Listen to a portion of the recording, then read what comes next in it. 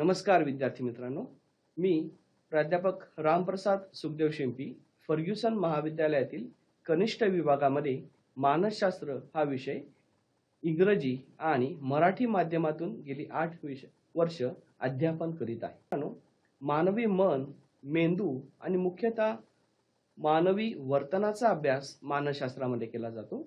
इयत्ता 11वी मध्ये आपण प्राथमिक स्वरूपामध्ये मानसशास्त्राचा अभ्यास केलेला आहे. यावर्षी इयत्ता 12वी मध्ये मानसशास्त्राचा आपण व्यापक स्वरूपामध्ये आणि विस्तृत प्रमाणामध्ये अभ्यास करणार आहोत. मुख्यत्वे उपयोजित मानसशास्त्र अप्लाइड सायकोलॉजीवर आधारित आपण काही घटकांचा अभ्यास करणार आहोत.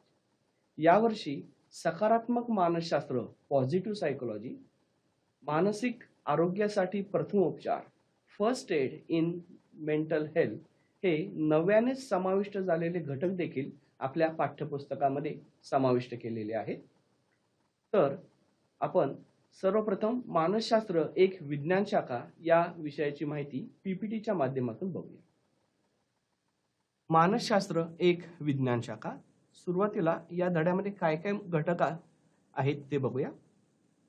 विज्ञान युग, विज्ञानाचा दैनंदिन जीवनातील वापर.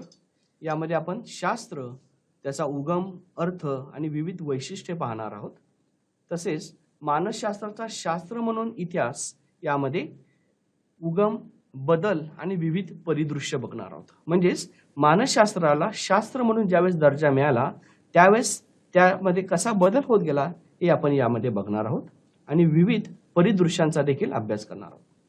मानसशास्त्राच्या अभ्यास पद्धती यामध्ये प्रायोगिक, सर्वेक्षण, निरीक्षण, वृत्त इतिहास व सहसंबंध पद्धत इत्यादी अभ्यासणार आहोत. विद्यार्थी मित्रांनो, यावर्षी आपल्याला 20% सिलेबस जो कमी झालेला आहे, त्यामुळे निरीक्षण आणि वृत्त इतिहास हे 2 पद्धतीचा समावेश यावर्षी प्रकरण क्रमांक 1 मधला वगळण्यात आलेला आहे.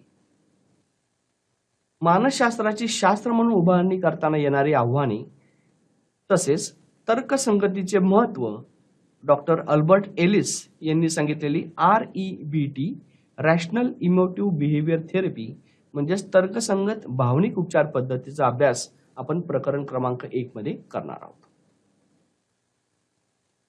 आत्ताचे युग हे वैज्ञानिक युग आहे आणि आपले संपूर्ण जीवन हे विज्ञान युगावर आधारलेलं दिसून येते आणि आपलं पूर्ण जीवन हे विज्ञान युगाशी समाविष्ट झालेलं दिसून येते. त्यामुळे सुरुवातीला शास्त्र म्हणजे काय हे आपण बघूया.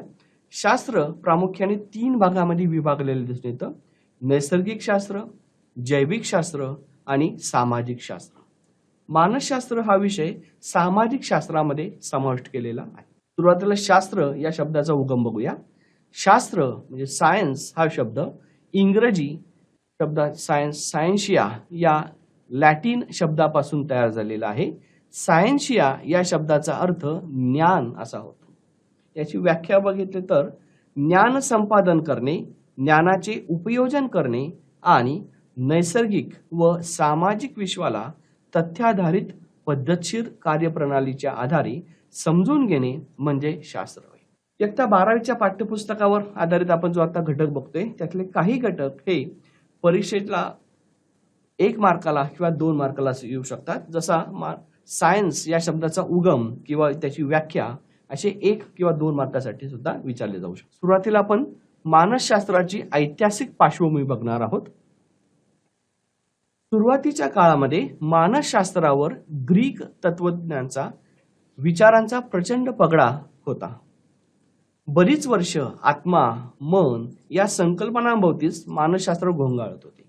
प्रामुख्याने याच्यामध्ये प्लेटो, एरिस्टॉटल, जॉन लोक यांनी आत्मा आणि मन ही संकल्पना सांगण्याचा प्रयत्न केलेला दिसून येतो. साधारणतः 16व्या शतकाच्या उत्तरार्धात मानसशास्त्राला तत्वज्ञानापासून विभक्त झाले आणि 1879 मध्ये लिप्झिग विद्यापीठामध्ये विल्यम वुंड यांनी मानसशास्त्राची प्रयोगशाळा स्थापन केल्यानंतर मन व वर्तन यांना शास्त्रीय अभ्यासास प्रारंभ झाला आणि खऱ्या अर्थाने मानसशास्त्राला एक स्वतंत्र अस्तित्व प्राप्त झालेले दिसून येते. त्यानंतर थोड्याच काळामध्ये अनेक विद्यापीठांमध्ये मानसशास्त्रीय प्रयोगशाळा सुरू करण्यात आल्या आणि वर्तनाच्या अभ्यासास गती आली. असे असूनही 20व्या शतकाच्या सुरुवातीला मनाच्या स्वरूपाविषयी व त्याच्या अभ्यासाविषयी मानसशास्त्रामध्ये मतभिन्नता आढळून येते. मानसशास्त्र हे मनाचे शास्त्र आहे, वर्तनाचे शास्त्र आहे की दोघांचे शास्त्र, याविषयी त्यांच्यामध्ये एकवाक्यता आढळून नव्हती. तत्कालीन मानसशास्त्रज्ञांनी मानसशास्त्राच्या अभ्यासाविषयी त्यांचे विविध विचार आग्रहाने मांडले आणि त्यातूनच पुढील संप्रदाय जन्माला आले. आता या ठिकाणी आपण मानसशास्त्रावर आधारित विविध संप्रदाय काय आहेत ते बघणार आहोत. याला इंग्रजीमध्ये पर्स्पेक्टिव्ह किंवा अप्रोचेस असं देखील म्हटलं जातं. नावं बघूया कोणकोणते संप्रदाय आहेत.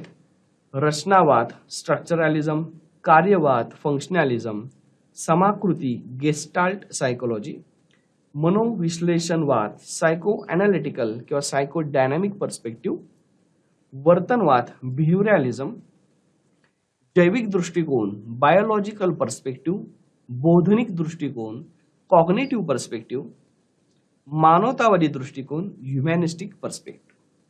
या विविध संप्रदायांवर आधारित मानसशास्त्रज्ञांनी त्यांच्या मतानुसार विविध संकल्पना स्पष्ट केलेल्या आहेत आणि त्या आपण या ठिकाणी बघणार आहोत. रचनावादचा उदय. रचनावाद हा मानसशास्त्रातील सर्वसाधारणपणे पहिला विचार प्रवाह मानला जातो. विल्यम वुंड आणि त्यांच्या विद्यार्थी एडवर्ड बी टिस्नेर यांनी रचनावादाचा पुरस्कार केला. विल्यम वुंड यांनी सर्वप्रथम मानसशास्त्राची पहिली प्रयोगशाळा सुरू केली आणि तेथे वेदन, संवेदन इत्यादी बोधात्मक अनुभवांचा अभ्यास करण्यासाठी आत्मनिरीक्षण पद्धतीचा अवलंब केलेला दिसून येतो. कार्यवाद. विल्यम जेम्स यांनी कार्यवादाचा विचार प्रवाह मांडला. त्यांनी अमेरिकन मानसशास्त्राचा जनक असे देखील त्यांना म्हटले जाते. त्यांनी बोधात्मक अनुभवाच्या अभ्यासावर भर दिलेला आहे. बोधात्मक या ठिकाणी विचार प्रक्रिया याला महत्त्व दिलेलं दिसून येते. मनोविश्लेषणाचा वादाचा उदय.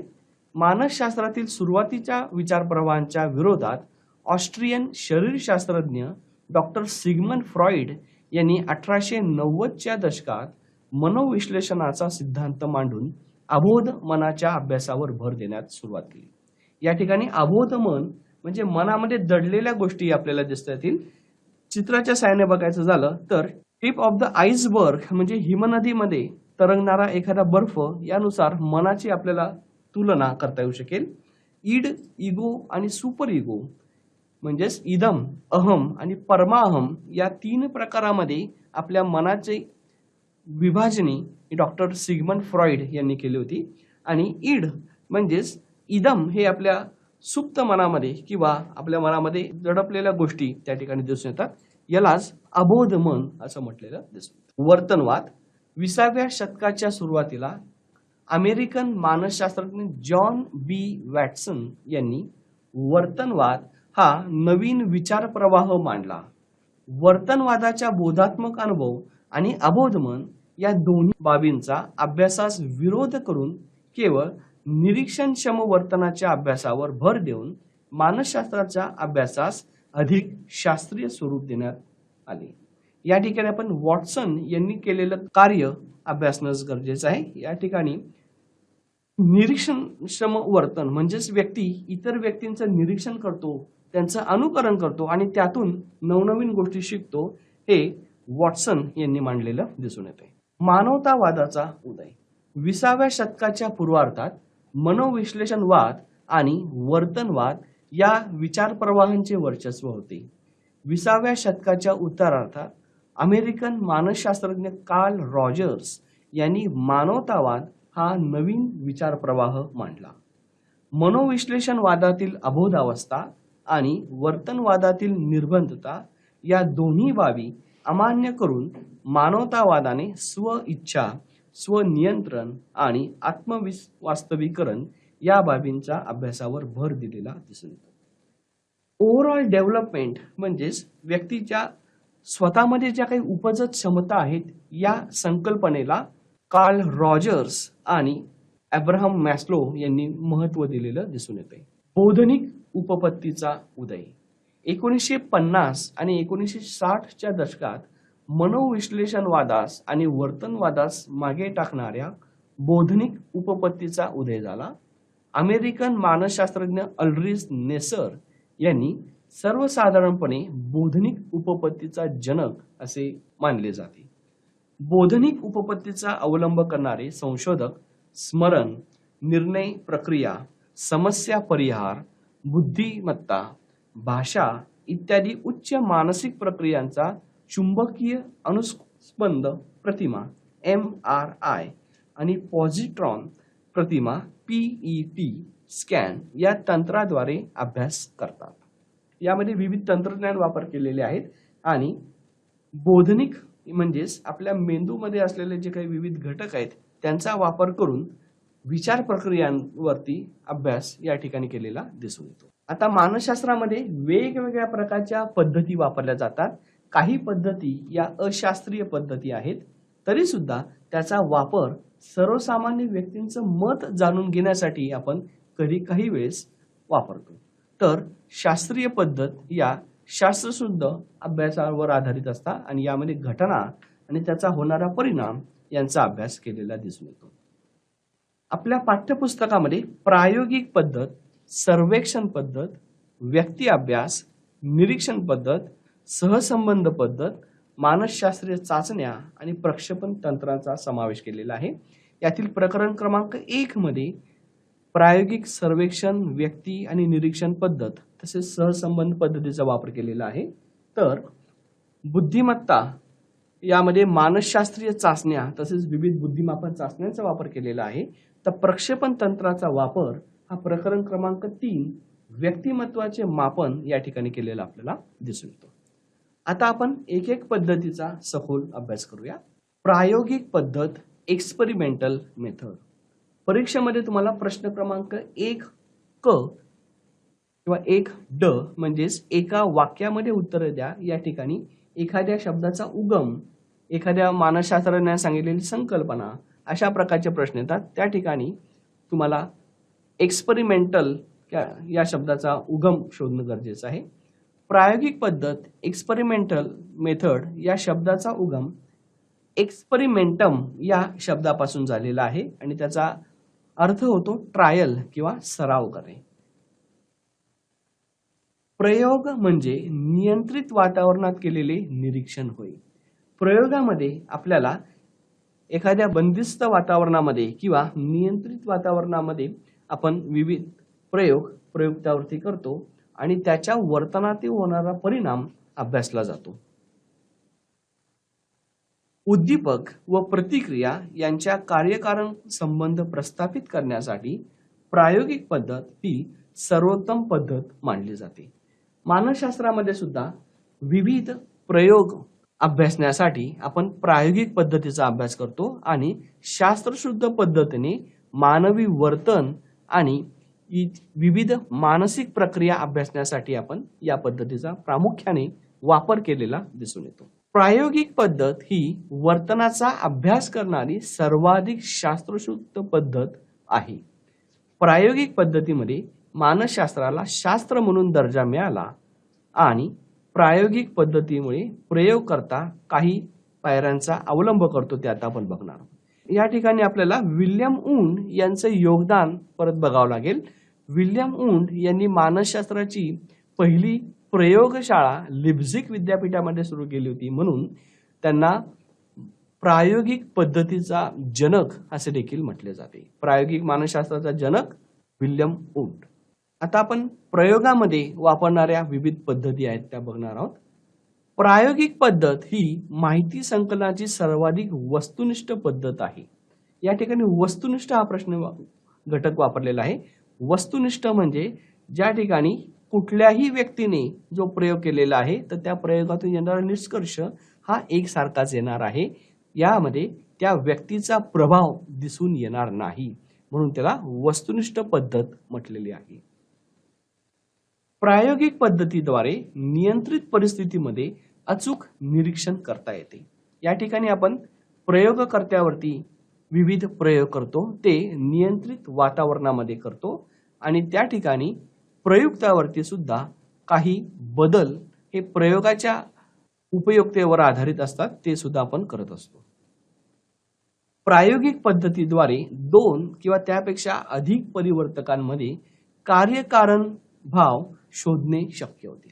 या ठिकाणी आपण एखादी होणारी घटना व त्या घटनेचा होणारा प्रभाव या कॉज अँड इफेक्ट रिलेशनशिप बघण्यासाठी विविध परिवर्तकांमध्ये काही बदल करीत असतो. प्रायोगिक पद्धतीद्वारे केलेल्या संशोधनाचा पडताळा घेणे शक्य होते. म्हणजेच काय, तर आपण जे काही प्रयोग करतो ते परत पडताळून बघता येतात.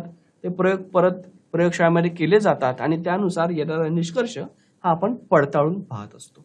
आता प्रायोगिक पद्धतीमध्ये वापरलेल्या ज्या काही विविध संकल्पना आहेत त्या आपण बघूया. प्रयोगकर्ता, जो प्रयोग करणारा असतो त्याला प्रयोगकर्ता असे म्हणतात. या ठिकाणी आपण मानसशास्त्रीय शिक्षक म्हणता येईल. ज्या व्यक्तीवर किंवा प्राण्यावरती प्रयोग केला जातो त्याला प्रयुक्त असे म्हटलं. आता इंग्रजीमध्ये याला सब्जेक्ट असं म्हटलं. आता प्रयोगकर्त्याला एक्सपेरिमेंटर असे देखील म्हटले जाते.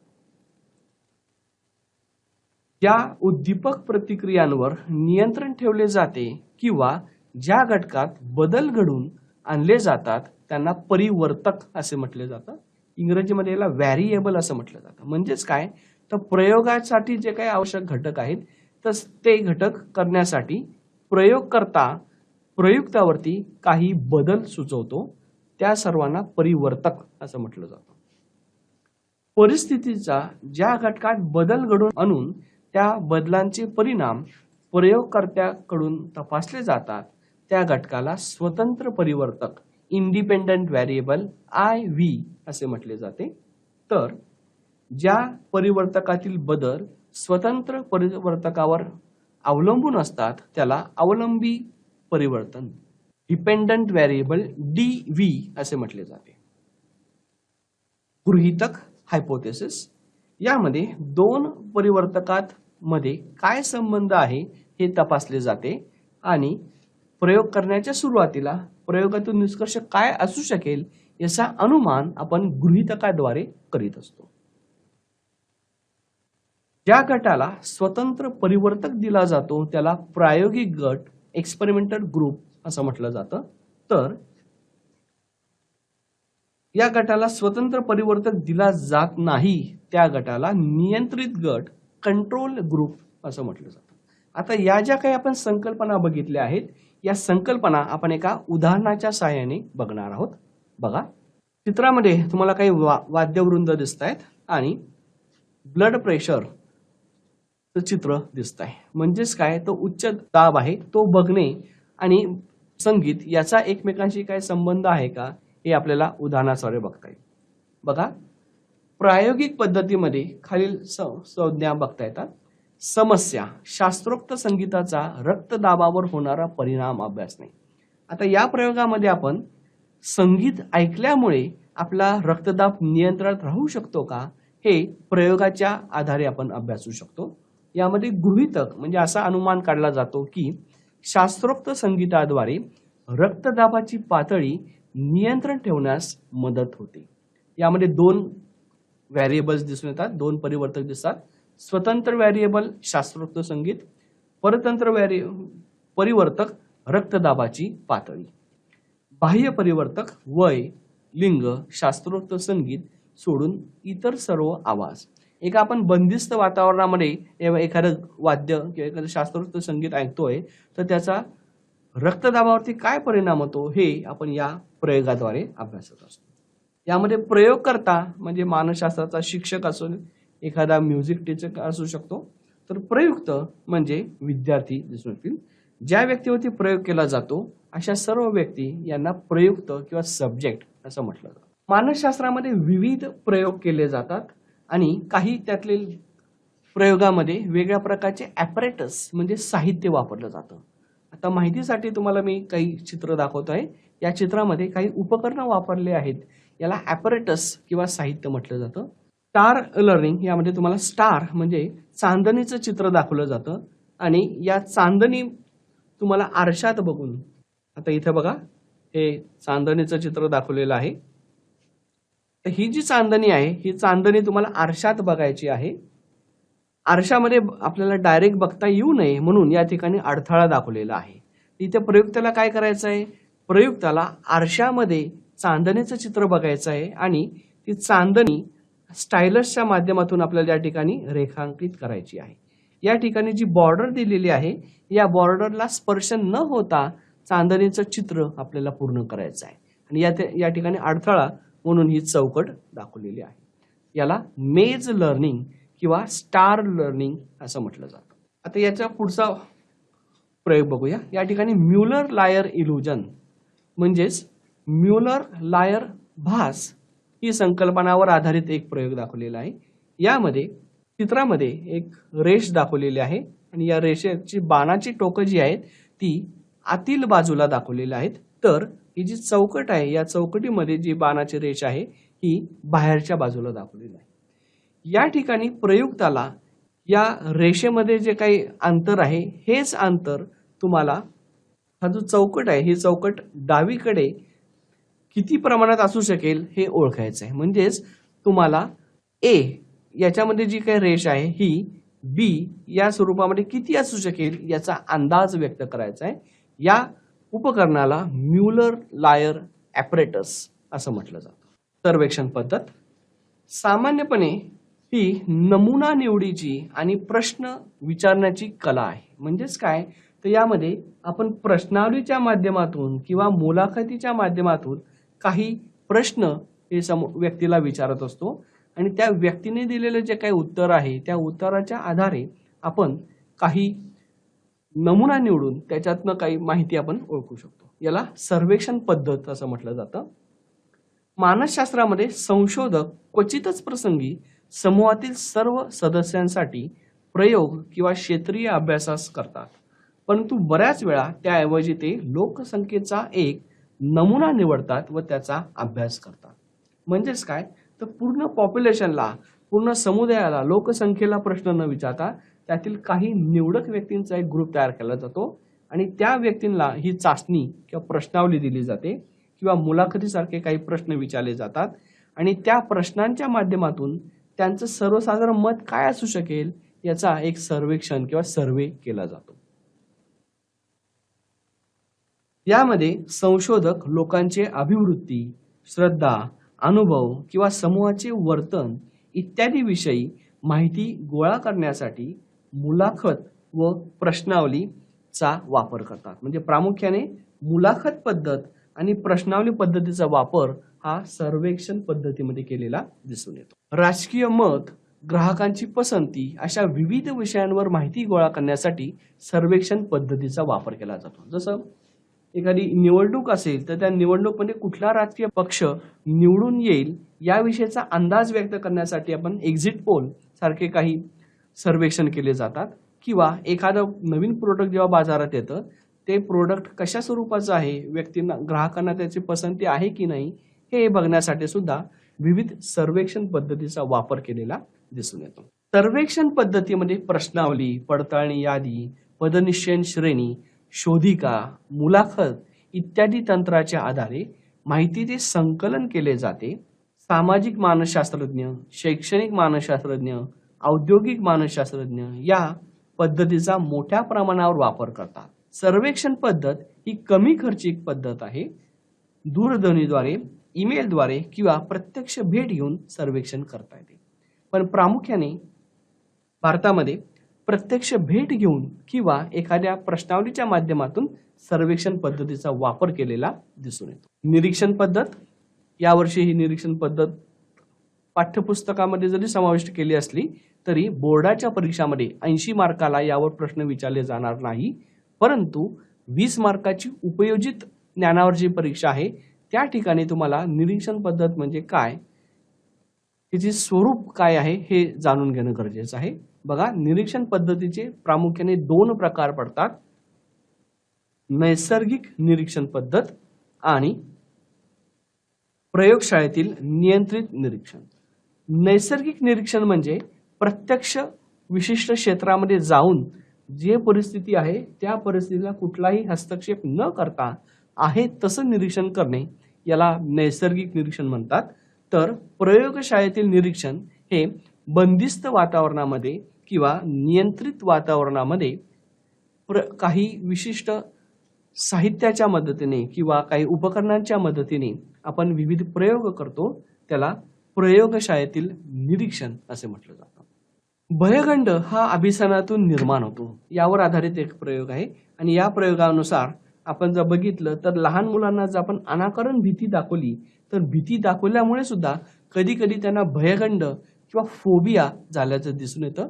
बघा, वॉटसन यांचा अल्बर्टवरील प्रयोग. वॉटसन यांनी अल्बर्ट या बालकावर प्रयोग करून सिद्ध केले की भयगंड म्हणजे फोबिया हा अभिसंधानातून निर्माण होतो. सुरुवातीला अल्बर्टला कुत्रा, मांजर, उंदीर याची अजिबात भीती वाटत नव्हती. वॉटसन यांनी अल्बर्टला पांढरा उंदीर दाखवला व त्या पाठोपाठ मोठा आवाज निर्माण केला. अल्बर्ट आवाजाने दचकून रडू लागला. असे काही वेळा केल्यानंतर उंदीर पाहिल्याबरोबर अल्बर्ट रडू लागला. उंदीर व कर्कश आवाज यांच्यात साहचर्य प्रस्थापित झाल्यामुळे भीतीचे अभिसंधान झाले. फक्त उंदरालाच नव्हे तर अल्बर्ट आता सांताक्लॉजची पांढरी दाढी, ससा इत्यादी सर्वच मऊ स्पर्श असलेल्या गोष्टींना पाहून घाबरू लागला. म्हणजेच येथे सामान्यीकरण झालेलं आहे. आता ही जी संकल्पना भयगंड आहे हे आपण प्रकरण क्रमांक 6 मानसिक विकृती यातली एक विकृती म्हणून आपण अभ्यासणार आहोत. विद्यार्थी मित्रांनो, आज आपण मानसशास्त्रातील पहिल्या पाठात मानसशास्त्र एक विज्ञान शाखा यातली काही संकल्पना बघितल्या. यामध्ये मानसशास्त्राचा ऐतिहासिक पार्श्वभूमी कशी आहे, परिदृश्य, मानसशास्त्रात अभ्यासणाऱ्या विविध अभ्यास पद्धतींचा अभ्यास केलेला आहे. याची पुढील माहिती आपण पुढील भागामध्ये बघूया. धन्यवाद.